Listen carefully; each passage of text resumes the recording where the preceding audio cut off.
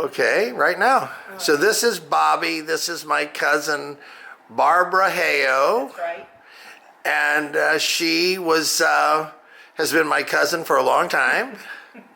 And she's close to Joni and Michael's age. But she lives in Sarasota now. She has a son here and his wife and a grandchild, Kyle. And then she has another son, Eric, that lives up in Clearwater. He's still with the police department, right? And so Bobbie has moved here. She had a house that she was going to live in the Keys, and Hurricane, what was it?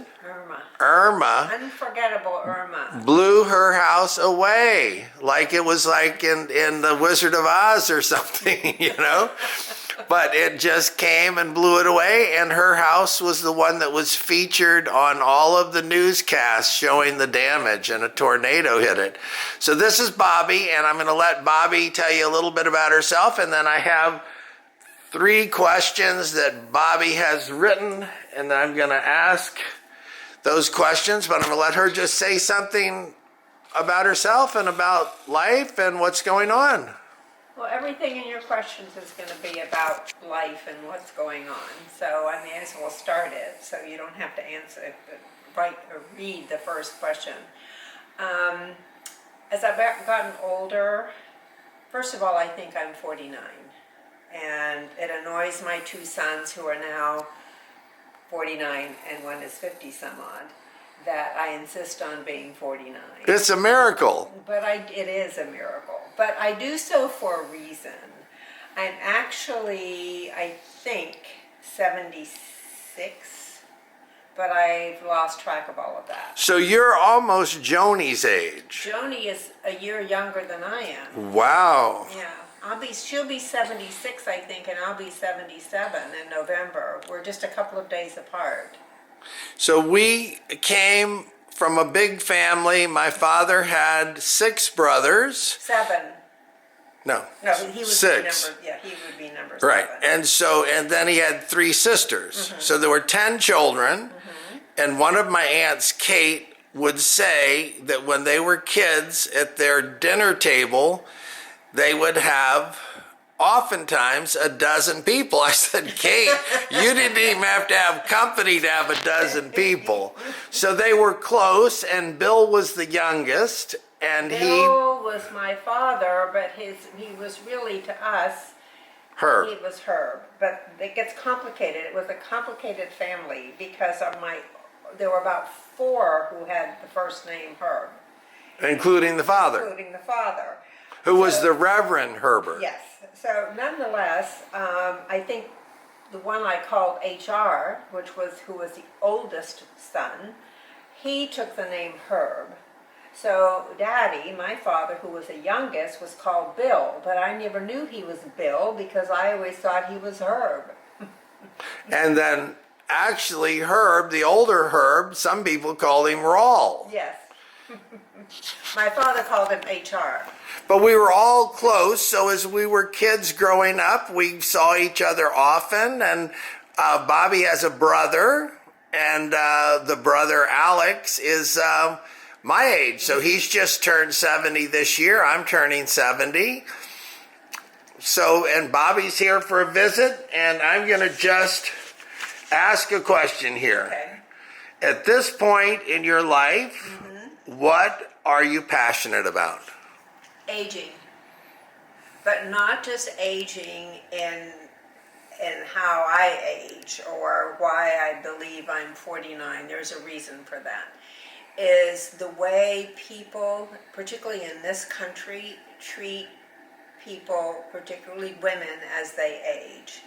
And I've seen it over and over. I have a blog that I write. It's called, the first one was called Aging Through the Looking Glass, and then nobody knew what that meant. So I changed the name Aging Against the Grain, and still people don't know what that means. But it's how to recognize what I call ageism and the impact it has on us as women. I can't speak for men because I can only see it from a woman's perspective, but I try to make people aware of when they're marginalizing people as they age, and you see it all. Okay, so this is just this little camera's acting up, so we're just trying it again. It's gotten too hot. Maybe it did. So anyway, so then you've written a book. You helped write a book about Harry Truman, right? That's right. I think one thing about as you do age, you start out in you start out in a career very young, and then you learn different things from there, and you have opportunities to do other things. So you take what you've learned and you apply it to the next thing in your life, and it's quite an adventure, and I think that all of us should approach life that way. There's never an end to doing something different and doing something new, but using all the skills you had. So I found myself in Key West, and I worked for a company that had the Truman Little White House, and I worked there for them a while, and in the process I learned a lot about it and ended up co-authoring a book about the Truman Little White House, the years that Truman lived there. And it was really interesting for me. I'd never given it much thought. The person I worked with was the executive director. His name is Bob Wolfs, and he has an amazing knowledge, and it was an amazing resource for information. So he gave me all the information he had, and then I wrote the book, was the way we collaborated on it. So, and that book's available at the Little White House in Key West. You can find it online also. So, okay, so I'm going to go on to another question because I promised you this would be short. It's getting to be long. So why do I feel that way? What am I passionate about? And why do I feel that way? So, and I think I've covered that because I notice how older people are marginalized to the point that they kind of retreat into their own self. I believe that one, as one ages, needs to have friends and be around people of all ages. I think that's very important. I have found I've learned so much from younger people to see their view of the world and their view as it is, because sometimes as we get older we get sort of frozen in a certain space.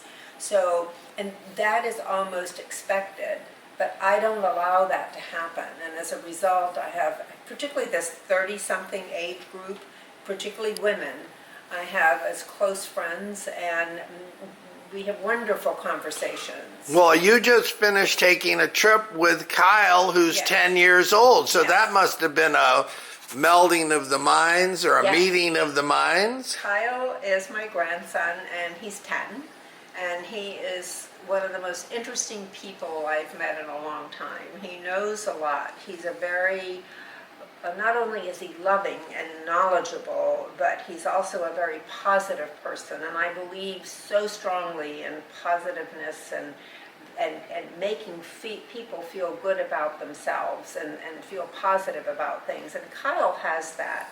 So we recently we have what we call Camp Bella. He calls me Bella, hence Camp Bella. We do it every summer for, this time it was a week. This is our 4th year, and we spent it in the Keys, and the Keys were home to me until I lost the house. Well, you were in the Keys for about how long? 5 years. I remember you lived in Coconut Grove, which isn't that far from the Keys, but when did you actually move to the Keys? And we moved to the Keys in 1993. I remember picking avocados in your yard in Coconut Miami. Miami. Yeah, Miami. Yeah, it was. Our house was in an avocado grove. So it was about an acre. So we had more than we could do anything with. And we had avocados and 2 mango trees. We couldn't give the avocado away. We'd take them to work. We'd put them on the street. We'd do anything, but we had so many. Okay, so now I'm going to move on to the last one because we said we're going to keep it short.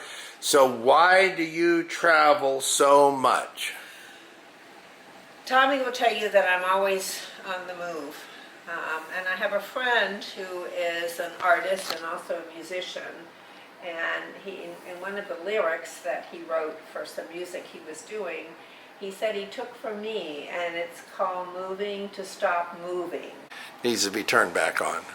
Okay, go ahead. I'm sorry. So I thought about it, and I often wondered why I have this restless spirit, and I see it as moving to stop moving. I don't know that I'll ever stop, because then I think I will stop. So I like to go places, and I don't mind going by myself. Mainly now, my husband died 11 years ago, so I'm used to being by myself.